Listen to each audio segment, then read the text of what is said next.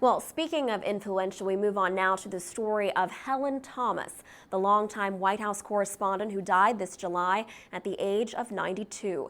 Thomas was a pioneer for women in journalism, a fixture at the White House covering every U.S. president since John F. Kennedy until her career ended in controversy.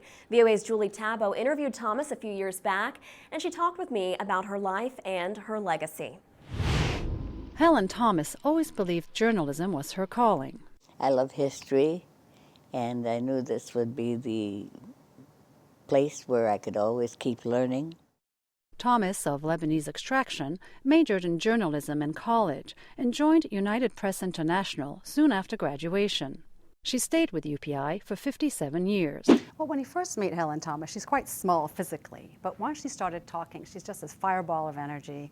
The words that were coming out of her mouth were just full of energy and eloquent and direct, and as you can imagine, she had quite a lot to say about quite a lot of things.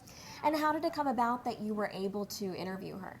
Well, to be honest, we used to both go to the same beauty salon, and I would see her there all the time, and one day she was sitting outside on a bench, and I started talking with her. And she found out I was working at Voice of America, and so we started talking about journalism and women in journalism. And I said, you know, Helen, I would like to sit down and have an interview with you because you have had such an interesting background. And she said, anytime. So we arranged it, and before you know it, we went over to Hearst, where she was working at the time, and sat down for this amazing interview. It isn't always easy to ask a question that, you know, will turn everybody off or make them angry. But I feel that it's a great privilege to question a president, and you shouldn't blow it. Thomas acknowledges that her no-nonsense attitude has come at a price. I think a lot of presidents have been not afraid, but they don't want to tangle with me in terms of my questions, so they're not very happy to call in on me. But I feel that we are representing the American people who don't get a chance to ask the president a question. Helen Thomas.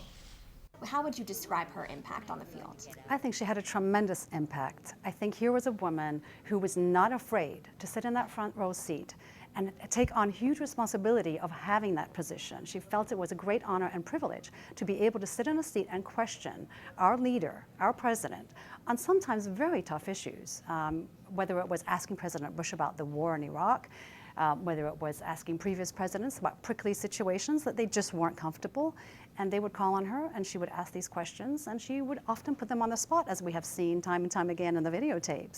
I'd like to ask you, Mr. President, your decision to invade Iraq has caused the deaths of thousands of Americans and Iraqis, wounds of Americans and Iraqis for a lifetime.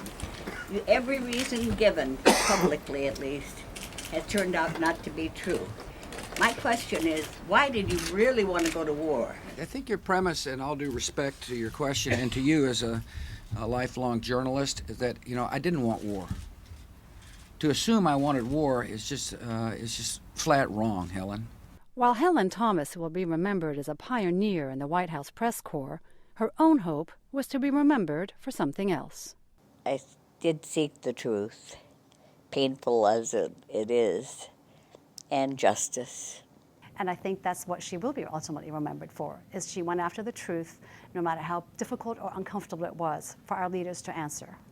And you brought her book with you, so if we could grab that, it would be great to have you. Absolutely. There was one line in particular that stood out to you, and I think it would be nice for you to read that in Helen's own words. Yes, this was her latest book and her last book. She's written 5 books altogether, and there was this one line in here that I really like, which is on the last page, and she says, "No matter what the outcome, the choices you make for the presidency define what kind of nation we are and will be.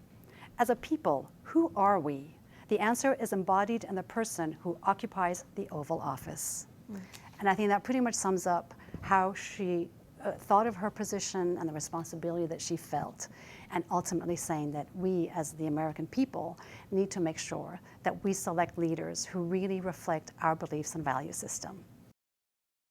Now, Helen Thomas retired in 2010 after an uproar over on-camera remarks she made criticizing Israel. These remarks, of course, made all the more sensitive by her Lebanese roots. She later apologized for saying Israelis should, quote, get the hell out of Palestine, but despite the apology, the incident still tarnished her reputation.